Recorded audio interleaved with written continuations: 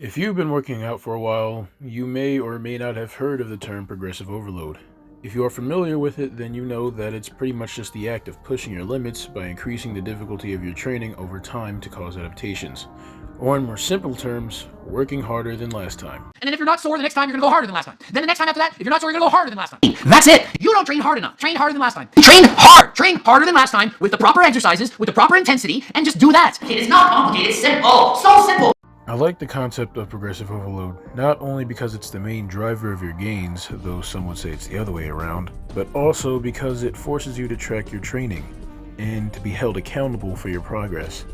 If you just go into the gym every week slapping any old weight on the bar and just going at it until it burns and expect to get any meaningful results, you're missing out on a lot of gains.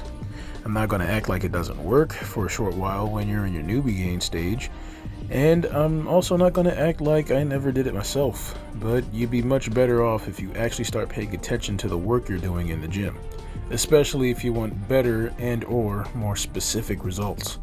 Of course, there's nothing wrong with freestyling when you're training every once in a while, if you're in between programs or if you're just having an off day. The point is, any work is better than no work.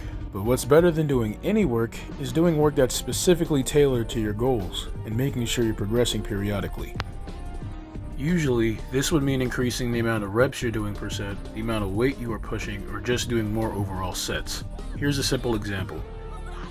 Let's say for your first week of training, you do 3 sets of 5 reps on bench press with 100 pounds, and during each set, at that last rep, you don't feel like you can get past 5, or at least not safely.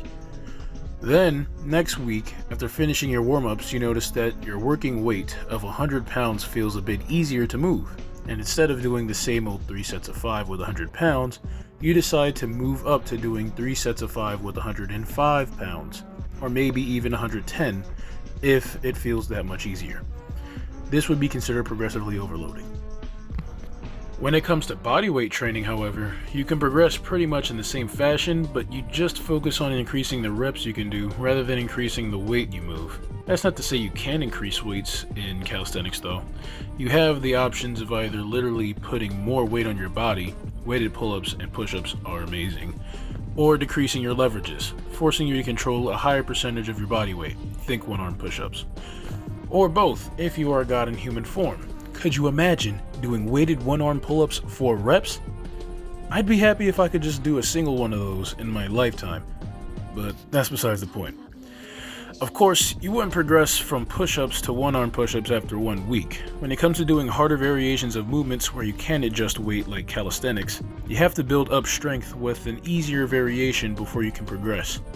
This is what is usually referred to as step loading, but I'll revisit this later in the video. Though increasing weight, decreasing leverages, and increasing reps or sets are all great ways to progressively overload, there are tons of ways to increase the difficulty of your training that you can utilize. These may be useful because sometimes if you stick to the same methods for too long, you can eventually find yourself at a plateau. I'm not saying you should always try to change up your training, especially not in an effort to shock the muscle.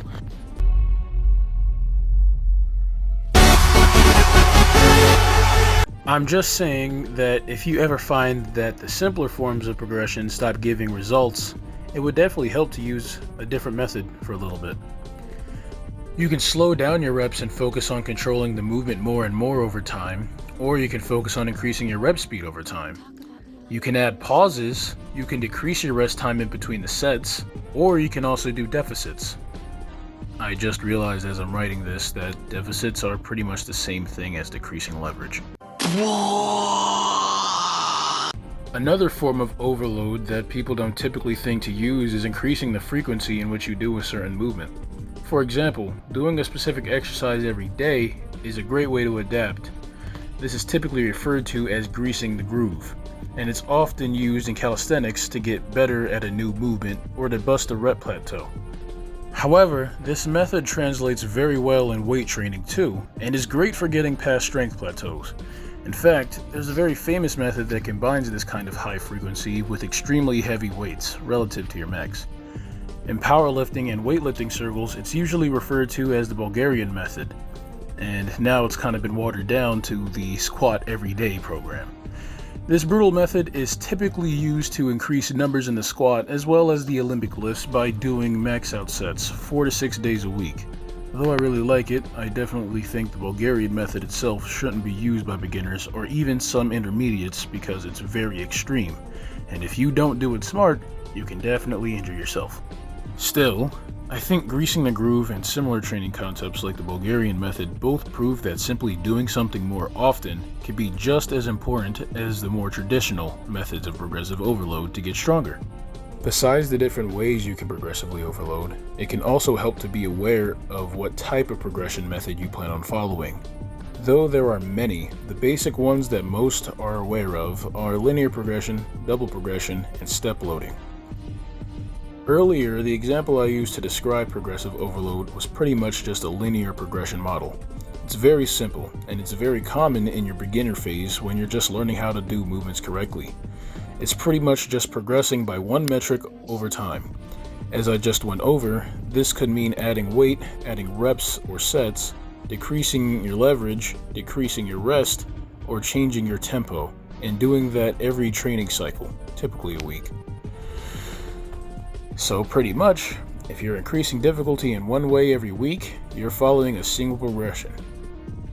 Knowing this now, you can probably figure out what a double progression is, but I'll go over it anyway.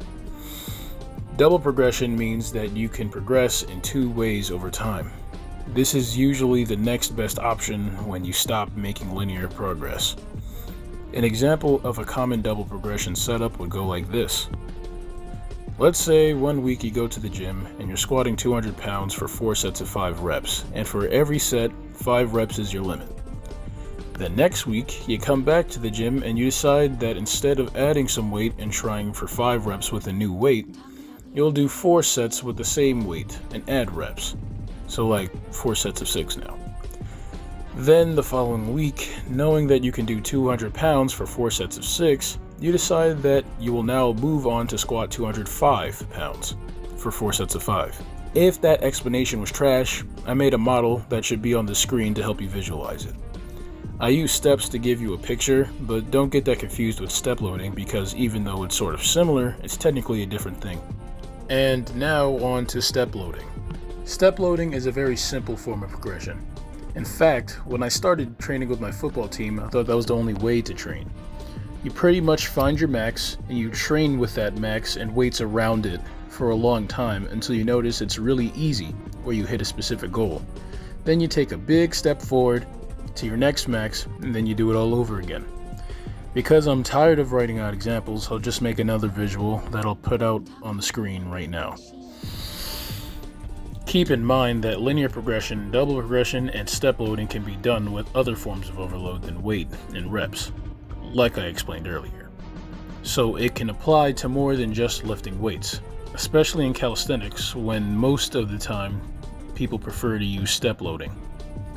Some would do a certain calisthenics exercise, and because they can't add weight, or choose not to, they decide to build up from a 10 rep max to a rep goal like 50 in a row, before they decide to try a much harder variation like one arm push-ups. I just realized I wrote out another example.